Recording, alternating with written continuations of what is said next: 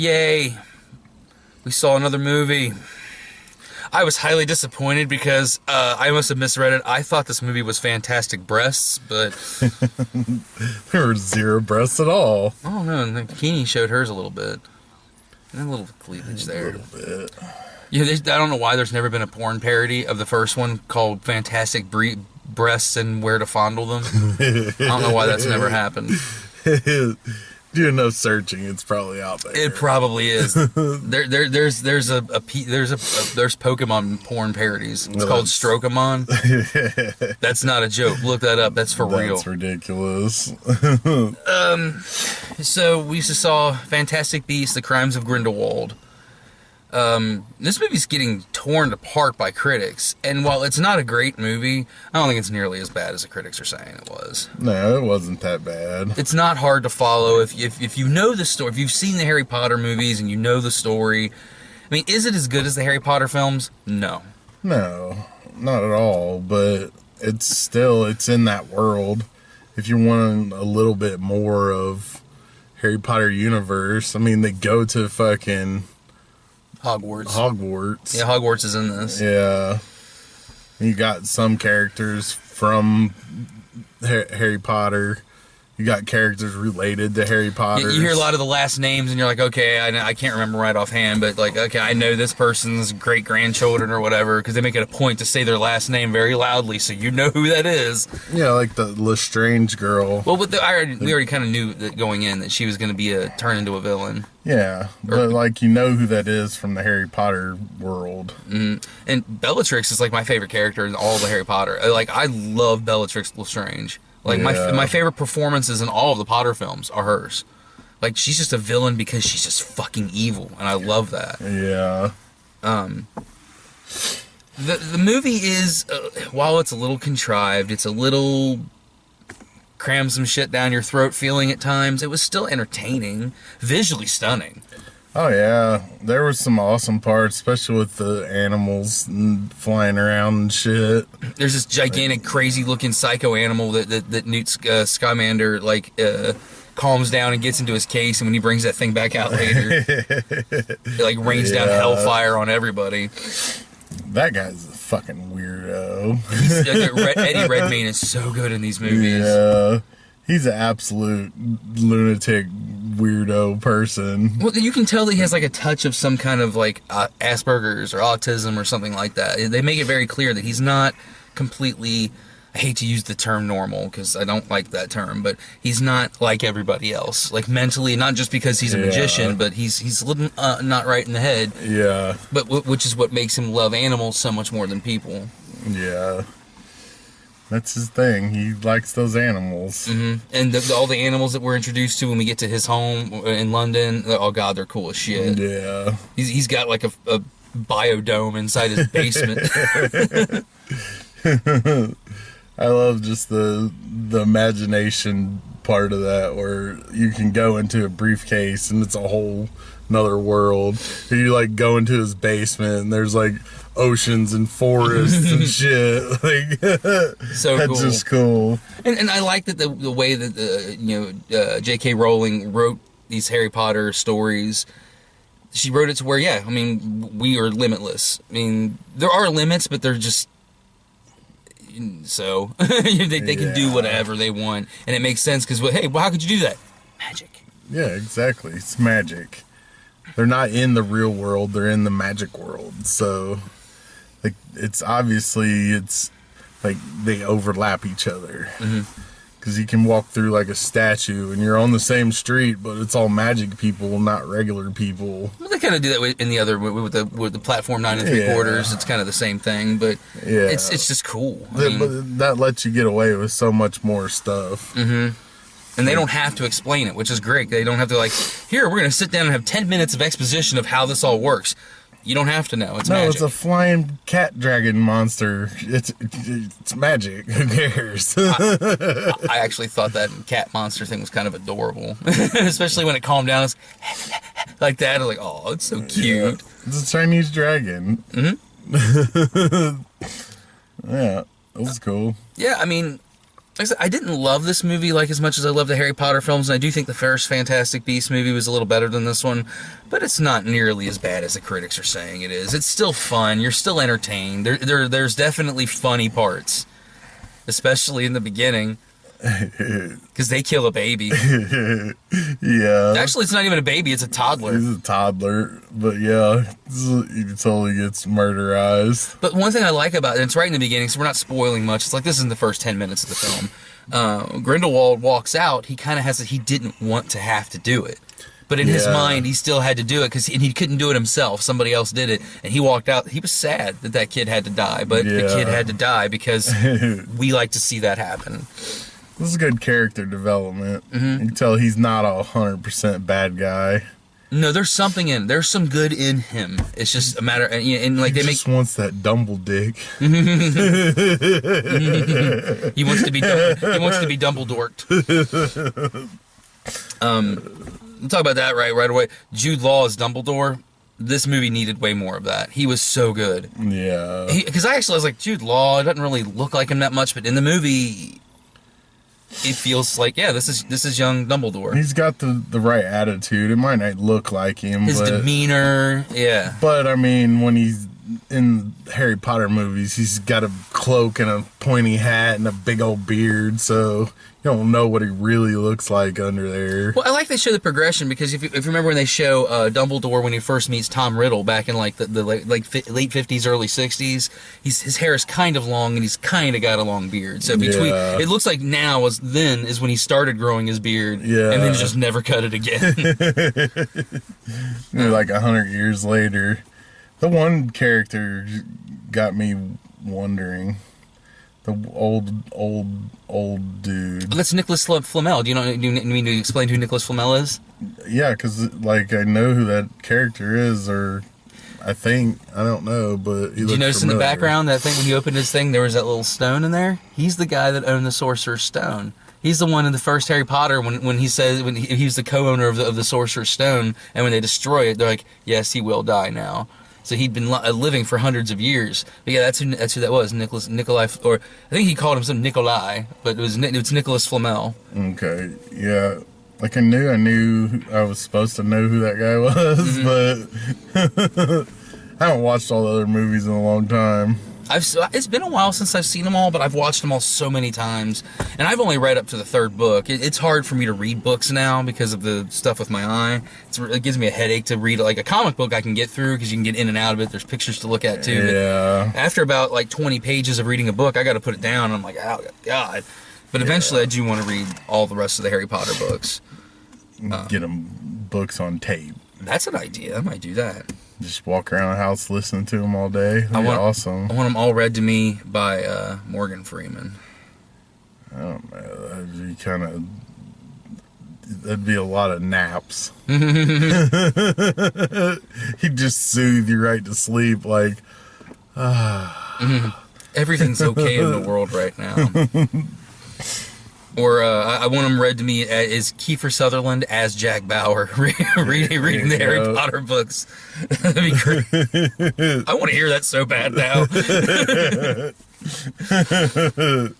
I don't know, but this movie's doing pretty well. But our theater, we were in the big theater, and I think there was only like 30 people in there, and that thing seats like 200 people. Yeah, it wasn't sold out, that's for sure. But it is Saturday morning at 10:50 in the morning when this movie aired, so it might be later tonight. There'll be a lot more people show up. Not as many kids as I thought there would be. But These aren't really based towards kids. No, this movie has some very adult situations in it that could make children feel really uncomfortable. Yeah. It's very dark. But not just in its filming style. Like even when it's dark, it's dark done right. Like because you can still see what's going on. Yeah. My issues with the movie though, this movie could have absolutely been 20 minutes shorter. There were so many unnecessary shots. Yeah. And there were things that happened that just weren't important.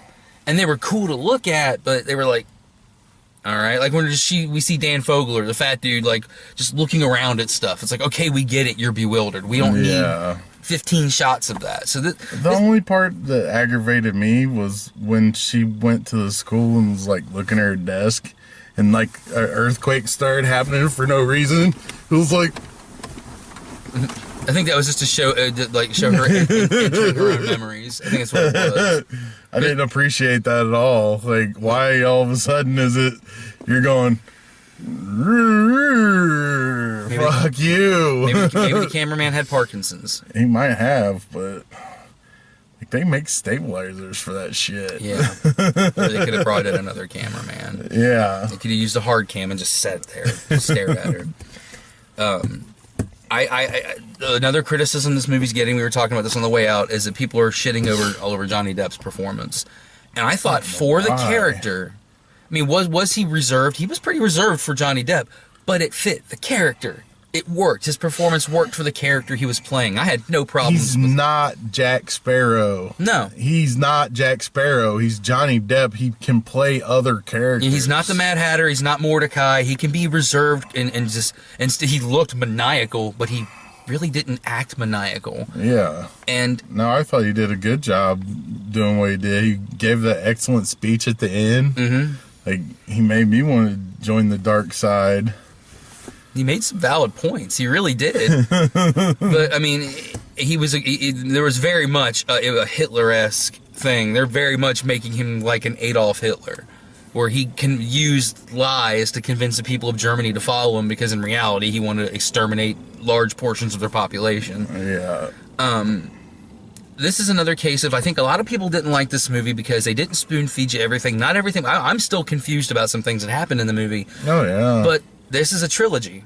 And I think it's going to be one of those situations where part 3 comes out and you're like, oh, then rewatch 2 and then see 3 again and be like, I get it all now. And I think it'll be a much more appreciated in 2.5 years when part 3 comes out.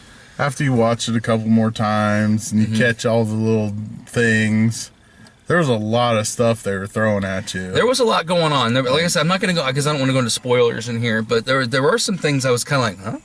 Yeah, there's some definite things that I saw that I'm like, that's gonna mean something. Yeah. Like, that's gonna come out, you know? But I like a movie that does that. Like, we know there's gonna be a part 3.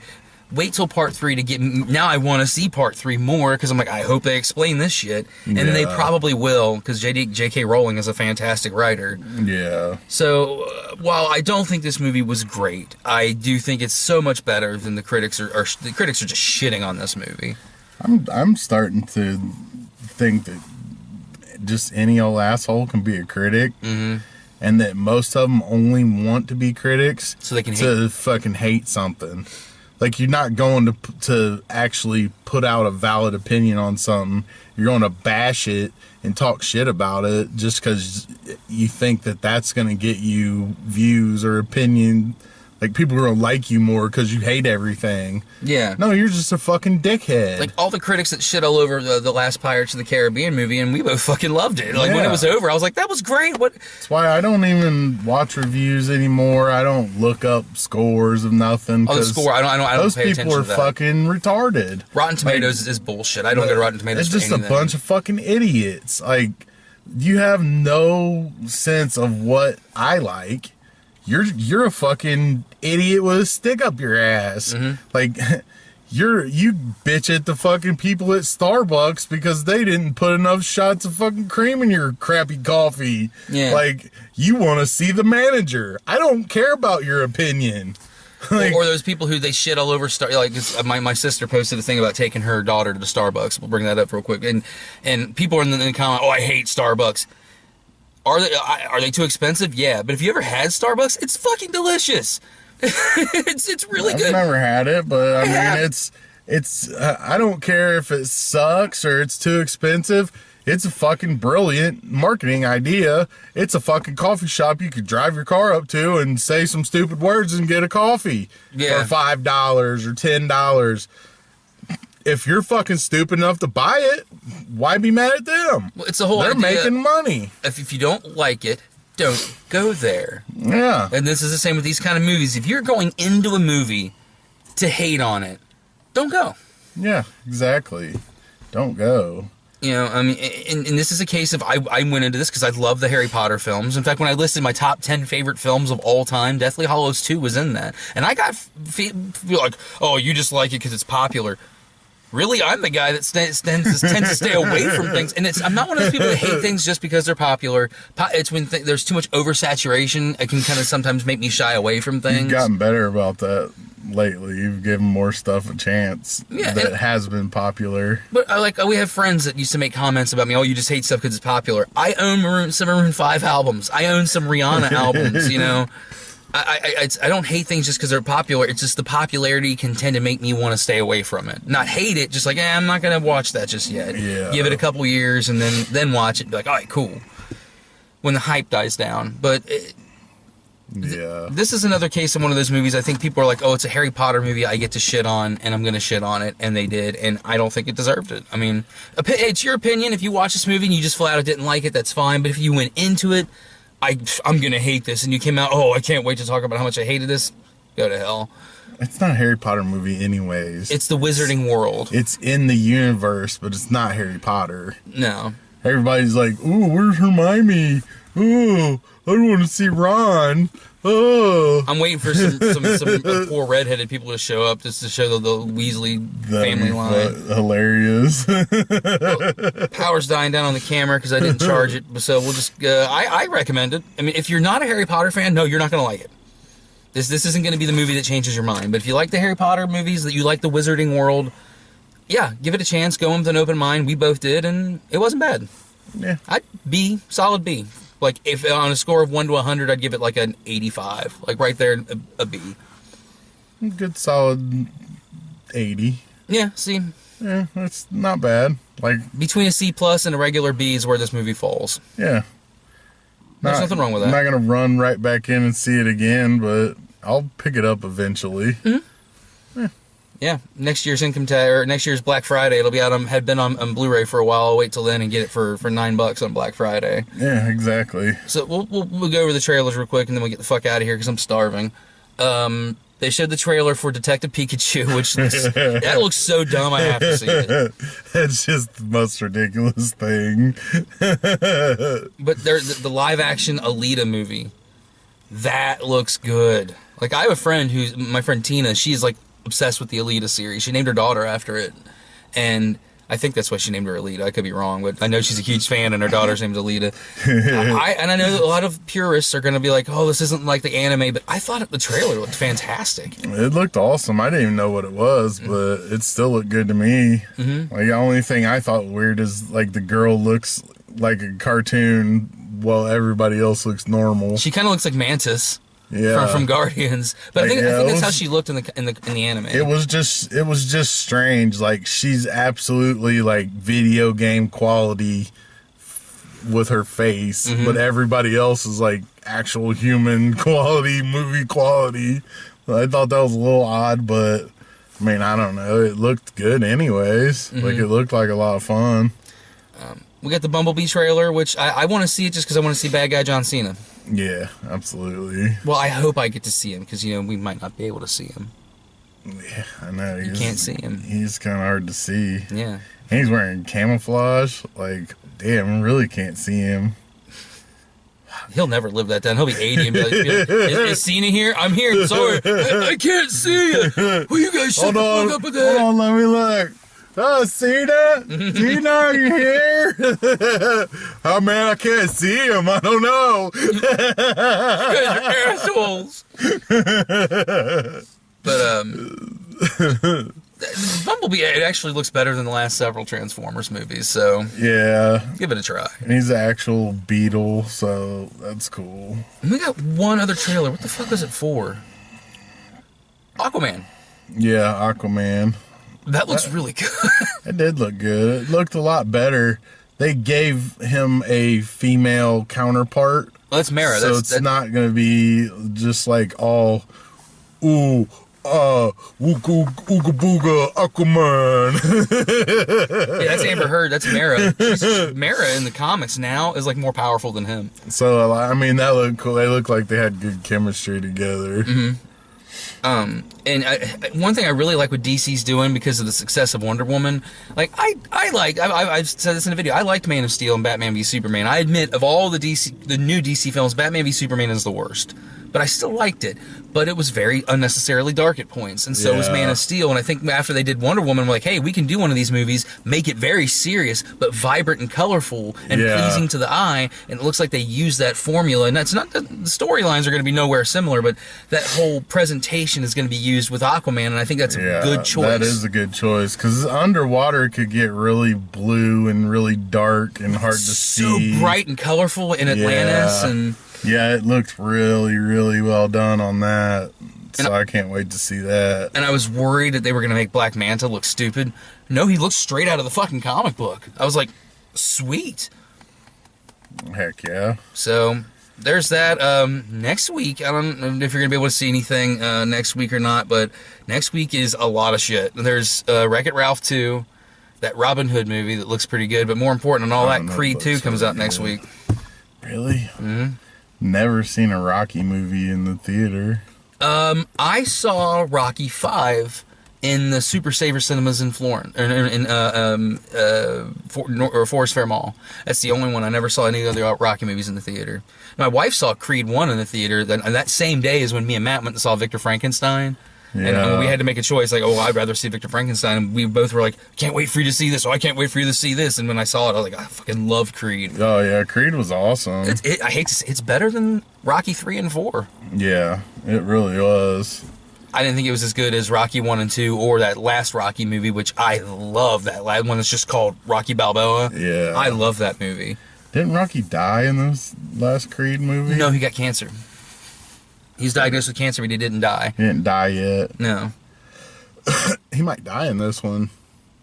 If they do, it'd be fitting, and I'd be okay with it. He's older. I think Rocky, because Sylvester Stallone's like 73, but I think Rocky is like passing the torch. But I think Rocky himself in the movies is a couple years older than that. I think Rocky is like 78 by now, 79. So it would make sense for him to pass the torch to Adonis. Like what's his name did in which one was that? Rocky 4 or 5 or Rocky Balboa? My old dude died, Mickey. Yeah. Yeah, that was sad. He's gonna die like that, and then Creed's gonna win. He's gonna get a new trainer, somebody like Terry Crews. Oh, Terry Crews is gonna be his new fucking Rocky. Or if it turns out, I have a theory that Dolph Lundgren is actually going to turn out to be a good guy in this, and he's going to not want his son to fight Adonis Creed. That's what I think they're going to do with it, and it would be cool to see Dolph, or to see. Wouldn't it be funny if like start out and Creed as like he's so big and bad, and then the what's his name's kid's just a pussy, and that's why you don't want him to fight. Yeah. Like no, he can't do it. Yeah. It's kind of like in Kung Pao. We trained him wrong on purpose as a joke. He thinks losing is winning. Turns out Creed's bad, and he kills somebody by punching him. That'd be awesome. I'd love that. Just a big old twist at the end. And have him turn around and just like look at Rocky like, if you die, you die. Turn around and punch Rocky really hard on accident and kill him. And have make sure Jim Ross is the commentator. But my God, he turned on Rocky! He turned on Rocky! You son of a bitch! I can't do a Jim Ross voice. Nobody can do the Jim Ross voice. No, only Jim Ross can do that. All right, well, before the camera dies, that's it. So hopefully we'll be back next week. If not, I'm sure we'll see Creed 2 together. If we don't do it next week, maybe the week after that. Yeah, So we gotta see that. all right, well, see you then.